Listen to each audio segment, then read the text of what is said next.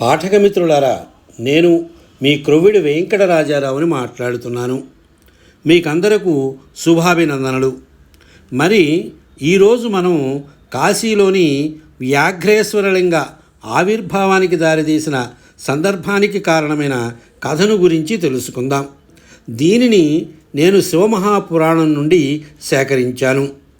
శివప్రీతికరమైనది, భుక్తిముక్తిదాయకమైనది అయిన దీనిని మీరంతా శ్రద్ధగా విని ఆ తరువాత నా ఛానల్ని ఇంకా సబ్స్క్రైబ్ చేసుకొని వారు సబ్స్క్రైబ్ చేసుకోండి.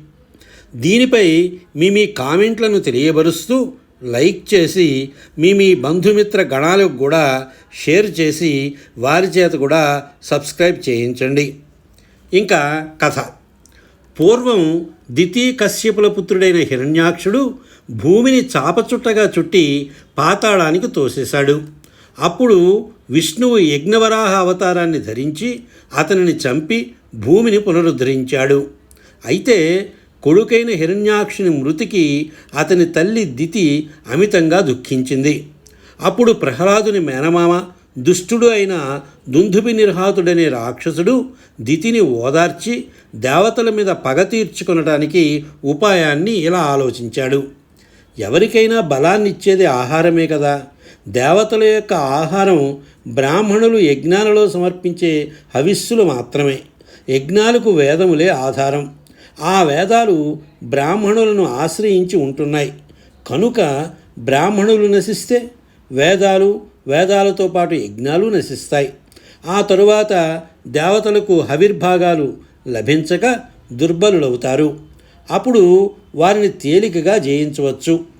వారి అక్షయ సంపదలను కైవసం చేసుకునవచ్చు.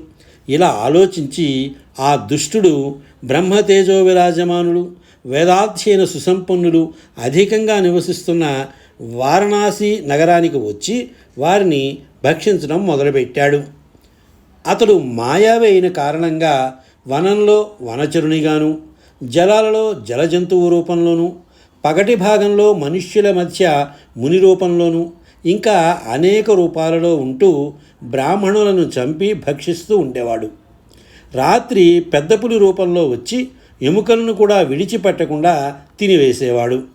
నిన్న కనిపించిన విప్రుడు ఈ రోజున కనిపించకపోయేసరికి కాశీనగరంలో పెద్ద గగ్గోలు పుట్టింది. అప్పటికే చాలామంది బ్రాహ్మణులు మాయావి నోట్లో పడి మాయమయ్యారు. ఒక రోజున శివరాత్రి నాడు శివభక్తుడైన ఒక బ్రాహ్మణుడు శివుని అర్చించి ధ్యాన నిమగ్నుడైనాడు. దుందుభి నిర్హాతుడు అతన్ని కబళించడానికి నిశ్చయించుకున్నాడు. కానీ అస్త్రమంత్రన్యాసం చేసి ఏకాగ్రచిత్తంతో శివధ్యానం చేస్తున్న విప్రుని సమీపించలేకపోయాడు.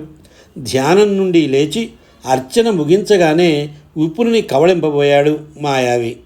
వెంటనే సర్వవ్యాపకుడైన రుద్రుడు వాని అభిప్రాయాన్ని ఎరిగి బ్రాహ్మణుడు అర్చించిన లింగం నుండి ఆవిర్భవించి మృగరూపంలో ఉన్న రాక్షసుని బాహుబంధంలో ఇరికించి పిడికిలతో నెత్తిపై మొత్తగానే వ్యాఘ్ర రూపంలో ఉన్న రాక్షసుడు వెంటనే భయంకరంగా గర్జిస్తూ మరణించాడు.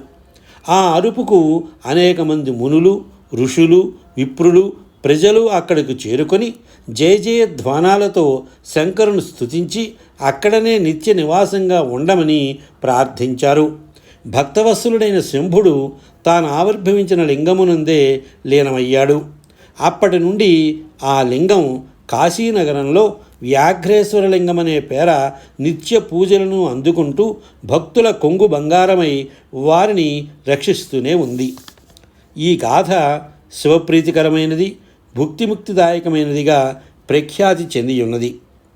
ఇది కథ. ఆసక్తిగా విన్న మీకందరకు మరొక్కసారి వందనాలు. శుభం భూయాత్. స్వస్తి.